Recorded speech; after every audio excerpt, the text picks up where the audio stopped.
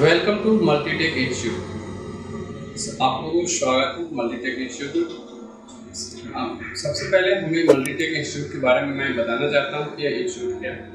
Institute में हमें एक प्रोफेशनल कोर्स कराए जाते हैं जिसमें हाथ का हुनर सिखाया जाता है। इसमें सबसे पहले हम laptop, desktop, CCTV camera, LED TV, battery rickshaw, इन सभी चीज़ों के बारे में हम टेक्निकल हैंड बनाते हैं। किसी भी जो हाथ का हुनर नहीं जानते हैं, जो भी व्यक्ति, उन्हें हम हाथ का हुनर सिखाते हैं। जो हमारा सबसे पहले मेन ब्रांच जो हमारा है, हेड ऑफिस है, वो हमारा तिलक नगर में मेट्रो गेट नंबर 3 के पास है। और सेकंड ब्रांच जो हमारा ओपनिंग होने जा रहा है वो है बदरपुर में।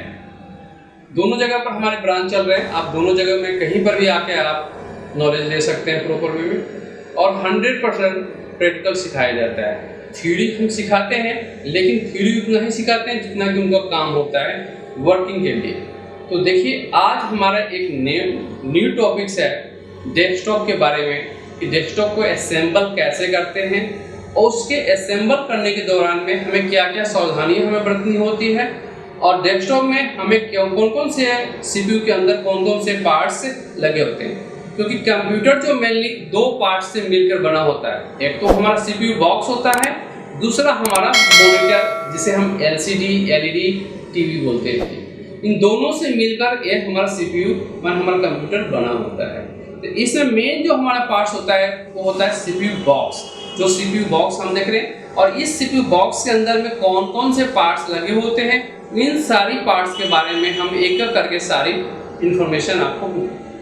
सबसे पहले हमें ये जानना भी जरूरी होता है कि सीपीयू बॉक्स या कंप्यूटर हम क्यों लें। क्योंकि अभी के टाइम में ऐसा हो गया है कि सभी के किसी के लिए कंप्यूटर सीखना, जानना जरूरी हो चुका है कि हर काम ऑनलाइन होना शुरू हो गया है, जिसमें कंप्यूटर का डिमांड ही बहुत ज़्यादा हो चुका है।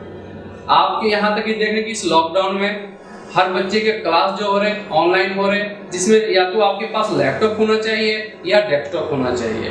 मोबाइल पर भी काम होता है, लेकिन मोबाइल पर उतना बेटर नहीं हो पाता है जितना कि हमें सीपीयू पर, माने हमारे कंप्यूटर पर या लैपटॉप पर काम होता है। इसलिए हमें कंप्यूटर के बारे में नॉलेज होना चाहिए और हाथ का हुनर हमें सीखना जरूरी है।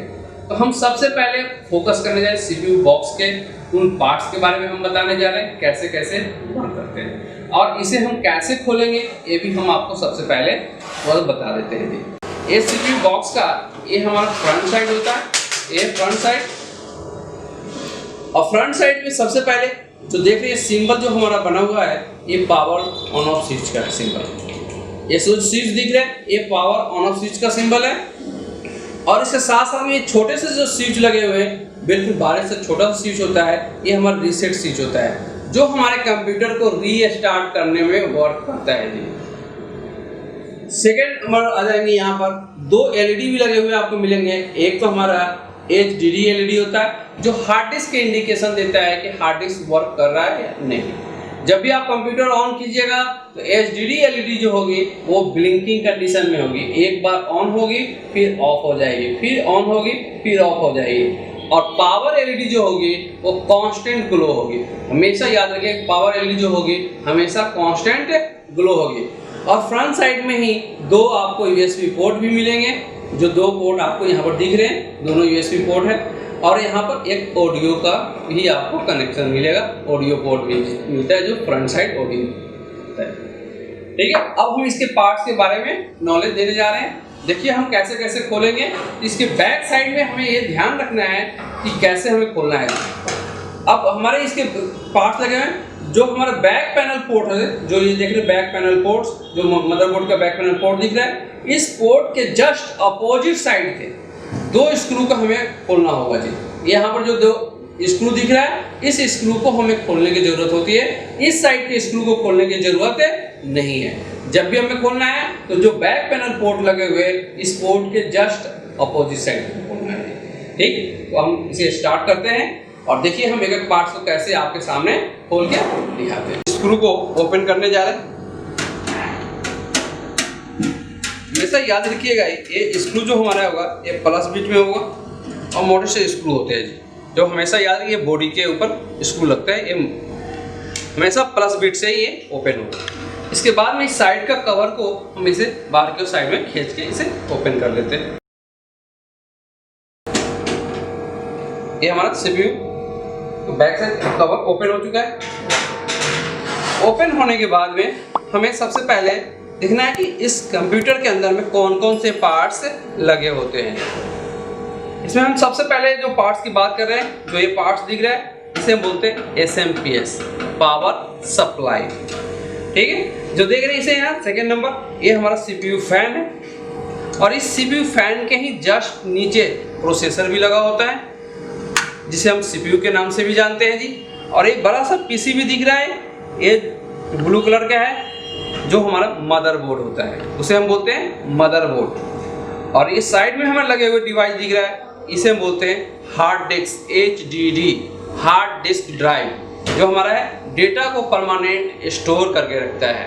और इसी मदरबोर्ड के ऊपर हमारा रैम भी लगा होता है। और सभी पार्ट्स को हम एक एक करके आपके सामने यहाँ पर रखते जाएंगे, खोलते जाएंगे, और कैसे हमें खोलना है इस चीज़ को भी हमें ध्यान रखना है। सबसे पहले हमें यहाँ पर कि हमें मदरबोर्ड पर लगे हुए जितने भी कनेक्टर्स देख रहे हैं, फ्रंट साइड जितने भी कनेक्टर्स देख रहे हैं, ये सभी कनेक्टर्स को मदरबोर्ड पर हमें सबसे पहले डिस्कनेक्ट करना है जी।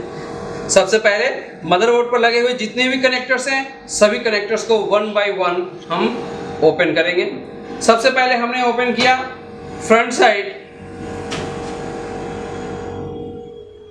पैनल का, जिसमें हमारा पावर स्विच, देखिए ये पावर स्विच है,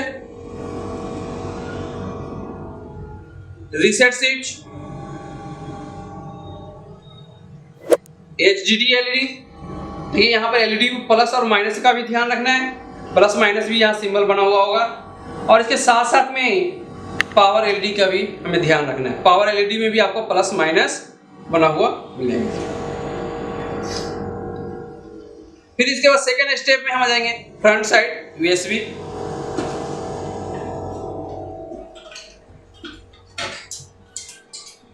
देखिए इस पर भी आपको USB लिखा होगा, USB, ये हमारा फ्रंट साइड USB है, फ्रंट साइड USB।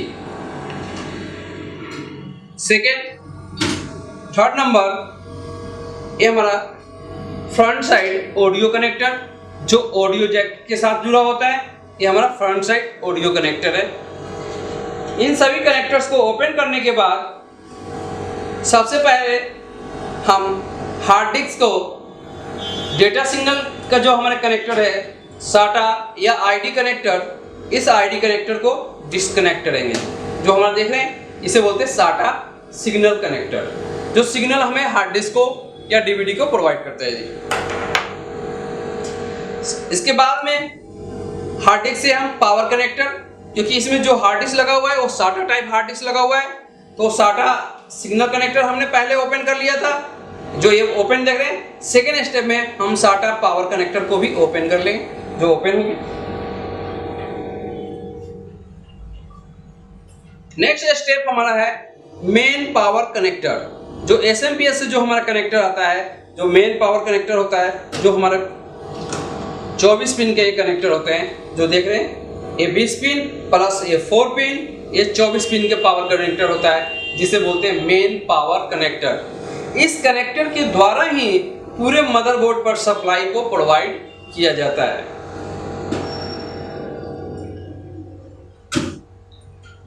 ये हमारा 4 पिन पावर कनेक्टर है, ये जो देख रहे हैं आप 4 पिन पावर कनेक्टर, जिसे हम बोलते हैं ATX 12 वोल्ट 4 पिन। इस पावर कनेक्टर के द्वारा CPU को कोर वोल्टेज प्रोवाइड किया जाता है। ये इस कनेक्टर के द्वारा केवल CPU के ऊपर ही सप्लाई प्रोवाइड किया जाता है और किसी जगह पर सप्लाई नहीं जाती है। अब देखिए हम सारे कनेक्टर्स को, मदरबोर्ड पर लगे हुए जितने भी कनेक्टर्स हैं, सभी कनेक्टर्स को हमने वन बाय वन डिस्कनेक्ट कर दिए हैं। अब इसे डिस्कनेक्ट करने के बाद सबसे पहले हम इसमें से हार्ड डिस्क को बाहर निकाल लेते हैं। हार्ड डिस्क को खोलते समय ये भी ध्यान रखना है कि नीचे गिरे ना, इसलिए हार्ड डिस्क को दूसरे हाथ की मदद से इसे पकड़ लेंगे जी। और ये हमारा हार्ड डिस्क ओपन हो चुका है। और देखिए ये हार्ड डिस्क के ऊपर कंपनी नेम भी लिखा हुआ है और कितने साइज की हार्ड डिस्क है, 500 GB। देखिए लिखा हुआ है इसी तरह से हार्ड डिस्क आपको 500 GB के भी आते हैं, 320 GB के भी आते हैं जी, 1 TB के आते हैं, 2 TB के आते हैं। उस तरह से डिपेंड करता है कि कस्टमर का क्या डिमांड है, उसके अकॉर्डिंग वहाँ पर हार्ड डिस्क को हम लगाते हैं भी। तो देखिए इसमें 500 GB हार्ड डिस्क लगा हुआ है।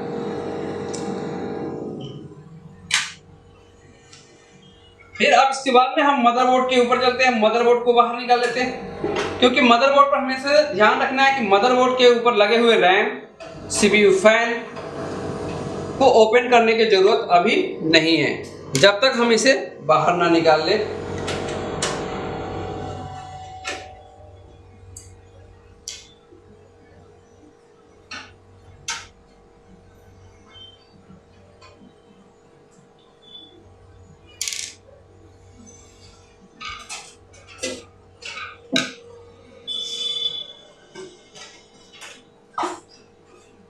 देखिए ये हमारा मदरबोर्ड, डेस्कटॉप मदरबोर्ड ओपन हो चुका है, और इस मदरबोर्ड पर ही क्या क्या लगा हुआ है सबसे पहले हम फिर बता देते हैं आपको। रैम, देखिए 2 यहाँ पर रैम स्लॉट दिया है, दोनों रैम स्लॉट के ऊपर रैम लगे हुए, दोनों पर यहाँ पर 2-2 GB के 2 रैम लगे हुए हैं जी। तो टोटल 4 GB रैम इसमें प्रेजेंट टाइम में लगे हुए।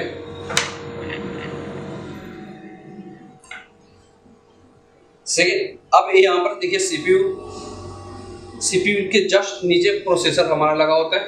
अब CPU को हमें खोलना है, तो CPU के फैन को खोलने के क्या प्रोसेस है ये भी हमें जानना जरूरी होता है। देखिए ये CPU फैन के 4 लॉक लगे होते हैं। अगर हम चारों लॉक के ऊपर ध्यान से देखेंगे तो ये इस तरह से लॉक बने होते हैं जी, इस पर एरो बना हुआ होता है। ये एरो देख रहे, सभी चारों लॉक के ऊपर एरो बना हुआ होता है, और इस एरो को इस तरह से हम क्लॉकवाइज मूवमेंट करा देते हैं। फिर इसी तरह से इस साइड में भी, फिर यहाँ पर भी, और इस अपने अंगूठे को यहाँ पर रखेंगे और इन दोनों उंगली को यहाँ पर रख के इसे ऊपर की ओर खींच लेते हैं जी। और देखिए ये हमारा CPU फैन ओपन हो चुका है।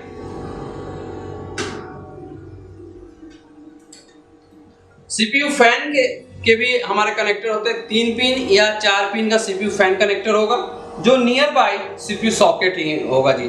और यहाँ पर लिखा हुआ भी होगा CPU fan connector, CPU fan connector.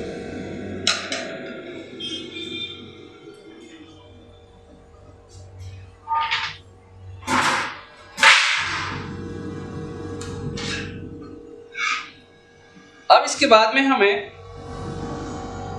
ठीक है,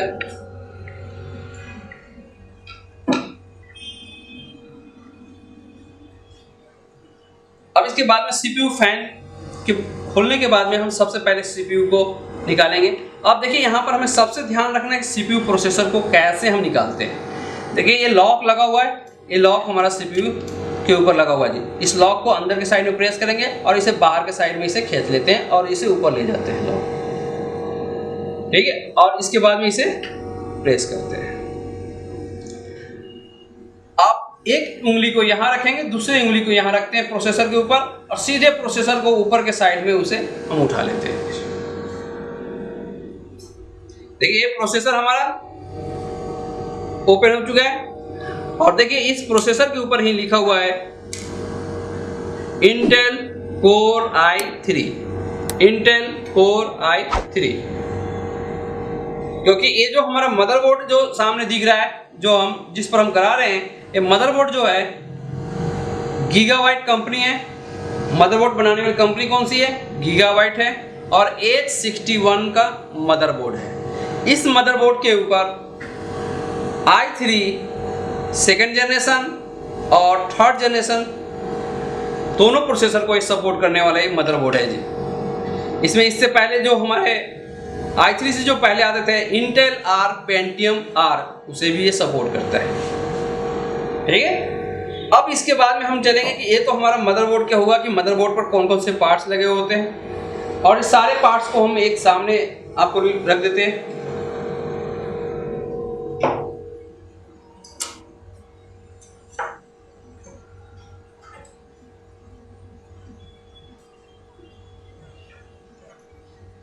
CPU फैन, और साथ में ये हमारा SMPS है। इस SMPS के ऊपर भी 4 स्क्रू लगे हुए हैं, 1 2 3 4।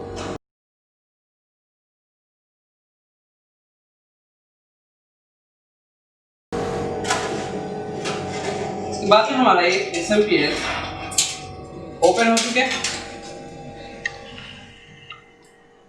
अब देखिए इस SMPS में इनपुट तो हम यहां से हम देते हैं, पावर सप्लाई जो इंसर्ट करेंगे यहाँ पर पावर केबल, क्योंकि इनपुट जो वोल्टेज यहाँ पर आएगा 220 वोल्ट से लेकर 240 वोल्ट, 220 वोल्ट से लेकर 240 वोल्ट हम सप्लाई इनपुट AC वोल्टेज यहाँ पर प्रोवाइड करते हैं। लेकिन इससे जो आउट होने वाला वोल्टेज है वो हमारे DC वोल्टेज होते हैं और डिफरेंट टाइप के वोल्टेज होते हैं, और सभी इसमें कलर वायर दिया गया है। इन सभी कलर वायर के ऊपर अलग अलग वोल्टेज अवेलेबल होते हैं। अब इसमें थोड़ी सी मैं जानकारी देना चाहता हूं कि कौन से कलर पर कौन से कितने वोल्टेज अवेलेबल होते हैं जी। रेड वायर जो होंगे, जितने भी यहाँ पर रेड वायर लगे हुए हैं सभी पर 5 वोल्ट आपको अवेलेबल मिलेंगे जी। रेड वायर पर 5 वोल्ट अवेलेबल मिलेंगे। येलो वायर जो हमारा दिख रहा है, जितने भी येलो वायर यहाँ पर लगे हुए हैं सभी येलो वायर के ऊपर 12 वोल्ट होंगे। अब ब्लैक वायर जो इसमें है ये आपको ग्राउंड के लिए होंगे जी, जो कॉमन होता है कि येलो वायर पर 12 वोल्ट मैंने बताया, रेड वायर पर 5 वोल्ट मैंने बताया, और ब्लैक वायर के बारे में मैंने बताया था कि ग्राउंड होता है जी। उसी तरह से एक ऑरेंज वायर या ब्राउन वायर भी लगा हुआ मिलेगा जिस पर 3.3 वोल्ट आता है जी। जो आप ये देख रहे हैं ऑरेंज वायर या ब्राउन वायर, इस पर 3.3 वोल्ट, क्योंकि मेनली इसमें हम SMPS ATX जो हमारे होते हैं जिसमें हमारे 20 पिन या 24 पिन के कनेक्टर होते हैं, इसमें मेनली सबसे पहले 5 वोल्ट, 3.3 वोल्ट और 12 वोल्ट, -12 वोल्ट और -5 वोल्ट के बारे में इंफॉर्मेशन लेना होता है। इन सभी वायर के ऊपर अलग अलग वोल्टेज आते हैं।